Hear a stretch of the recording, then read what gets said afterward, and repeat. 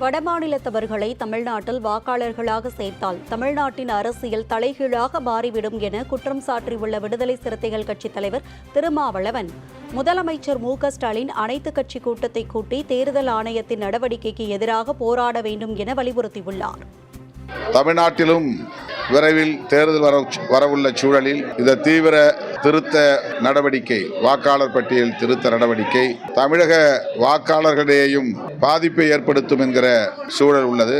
குறிப்பாக வடமாநிலங்களிலிருந்து வருகை தந்திருக்கிற, இங்கே வந்து வேலை செய்து கொண்டிருக்கிற பீகார் உள்ளிட்ட மாநிலத்தை சார்ந்தவர்கள் லட்சக்கணக்கானோர் உள்ளனர். அவர்களை வாக்காளர் பட்டியலிலே இணைக்கிற முயற்சி இருப்பதாக தெரிகிறது. பாஜகவுக்கு எதிராக வாக்களிக்கக்கூடிய சிறுபான்மையினர் மற்றும் தலித்துகளின் வாக்குகளை நீக்குவதற்குரிய முயற்சிகளும் மேற்கொள்ளப்படலாம் என்ற ஐயம் எழுந்துள்ளது.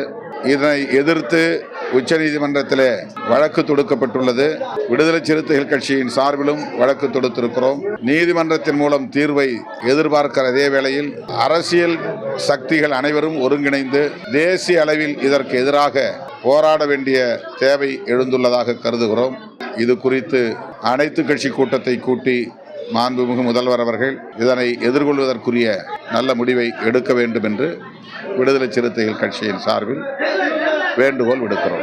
SRMPR Passenger Vehicle Expo 2.0 Nandambakkam வர்த்தக மையத்தில் ஜூலை 31, ஆகஸ்ட் 1 மற்றும் 2 தேதியில் நடைபெறுகிறது.